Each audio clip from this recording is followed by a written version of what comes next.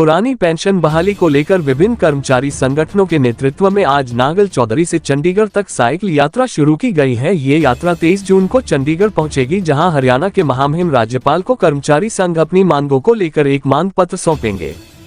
विभिन्न कर्मचारी संगठनों के बैनर तले बने पेंशन बहाली संघर्ष समिति द्वारा एक साइकिल यात्रा नारनौल के नांगल चौधरी से आज शुरू हुई, जो विभिन्न जिलों से होते हुए 23 जून को चंडीगढ़ पहुंचेगी। इस साइकिल यात्रा का मुख्य उद्देश्य कर्मचारियों की पुरानी पेंशन को बहाल करवाना है। इस यात्रा की अगुवाई कर रहे पेंशन बहाली संघर्ष समिति के प्रदेश अध्यक्ष विजेंद्र धारीवाल ने कहा कि 2006 में बनी पेंशन नीति को बहाल किया जाए। उन्होंने कहा कि इस पेंशन नीति को बहाल करवाने के लिए एक संघर्ष समिति बनी है और इस संघर्ष समिति में विभिन्न विभागों के कर्मचारी, अधिकारी और विभिन्न यूनियन शामिल हैं। उन्होंने कहा कि अब से पूर्व हरियाणा के उप मुख्यमंत्री दुष्यंत चौटाला ने भी कर्मचारियों को आश्वासन दिया था कि पुरानी पेंशन को बहाल किया जाएगा, लेकिन अभी तक नहीं किया गया। संघर्ष समिति के प्रदेश अध्यक्ष विजेंद्र ने कहा कि सरकार के पास अभी भी 6 महीने का समय है, ऐसे में वह पुरानी पेंशन को बहाल करे, अन्यथा हमें सरकार के विरुद्ध चुनाव में मतदान करने के लिए मजबूर होना पड़ेगा। साफ तौर पर कहा कि जो पार्टी पुरानी पेंशन बहाली को मंजूरी देगी, उन्हीं की सरकार को समर्थन दिया जाएगा। इस आंदोलन में हरियाणा कर्मचारी महासंघ के प्रदेश उपाध्यक्ष महावीर पहलवान ने भी अपना समर्थन देते हुए कहा कि उनका संगठन भी पूरी तरह से इस संघर्ष समिति के साथ है।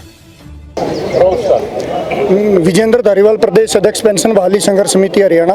आज पेंशन बहाली संघर्ष समिति के बैनर तले नांगल चौधरी से हमने ओपीएस संकल्प यात्रा शुरू की है, जो कि साइकिल पर होगी और सभी जिलों से होते हुए 23 जून को हम चंडीगढ़ में पहुंचेंगे, जहां राज्यपाल महामहिम राज्यपाल जी को हम अपना ज्ञापन देंगे।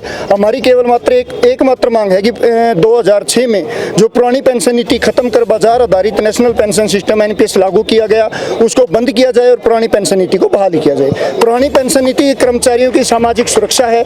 आपने देखा भी होगा 19 फरवरी को लाखों कर्मचारी जब पंचकूला पहुंचे तो सरकार ने तानाशाही रवैया अपनाते हुए हमारे ऊपर लाठीचार्ज किया, आंसू गैस के गोले छोड़े, पानी की बौछारें छोड़ी। उसके बाद एक कमेटी का गठन किया, लेकिन कमेटी में जैसे कि पूर्व में हमें आभास था कि ये कमेटी केवल एक मुद्दे को भ्रमित करने और लंबा खींचने का एक माध्यम मात्र है। एक मीटिंग होने के बाद आज तक कमेटी ने दोबारा मीटिंग नहीं की, इसलिए कर्मचारियों में भारी रोष है। उसको लेकर आज हमने अपनी ओपीएस संकल्प यात्रा की है, जिसका हमारा एकमात्र नारा है। आपके संघर्ष में शामिल कौन कौन हो रहे हैं? हमारे इस संघर्ष में देखिए 4th क्लास कर्मचारी से लेकर 1st क्लास अधिकारियों का की ये मांग है, और जितने हरियाणा प्रदेश के तमाम कर्मचारी संगठन, विभिन्न विभागों के जितने भी संगठन हैं, वो इसमें सहयोग कर रहे हैं, हमारे साथ खड़े हैं कंधे से कंधा मिलाकर। आपने देखा भी होगा जैसे ही हम नांगल चौधरी से चले हैं, हर गाँव, हर कस्बे और हर पंचायत ने भी हमारा इस मुहिम में बढ़ चढ़कर अब साथ देने का फैसला लिया है। दूसरा, हर विभाग के कर्मचारी इसमें साथ दे रहे हैं। देखिए सरकार हमारी बात नहीं मानती। अभी सरकार के पास 6 महीने का समय है, हम उनसे मांग कर रहे हैं। बिल्कुल शांतिपूर्वक तरीके से हम अपनी मांग को उनके सामने रख रहे हैं, निवेदन कर रहे हैं कि पुरानी पेंशन नीति को बहाल करें। दुष्यंत चौटाला जी ने वादा भी किया था अपने 2019 के चुनाव में। अगर नहीं करते तो हिमाचल प्रदेश का आपके सामने उदाहरण है कर्नाटक, वहाँ हमने वोट फॉर ओपीएस, जो पेंशन बहाल करेगा वो देश पे राज करेगा, पेंशन नहीं तो वोट नहीं, ये नारे लेकर हम जन जन तक पहुंचेंगे। और आने वाले समय में 2024 के चुनाव में सरकार को सत्ता से बाहर कर ऐसी सरकार हम लाने का काम करेंगे जो पहली कैबिनेट मीटिंग के अंदर पुरानी पेंशन नीति को बहाल करे। हिमाचल, मैं पूर्व में कह चुका हूँ, हिमाचल आपके सामने उदाहरण है। जब वहाँ के सरकार ने बात नहीं मानी तो हमने नई सरकार चुनी और उस सरकार ने पहली कैबिनेट में हमारी पुरानी पेंशन को बहाल किया। से भी आप मिले? मैं महावीर पहलवान, हरियाणा कर्मचारी महासंघ का उप प्रधान प्रदेश का।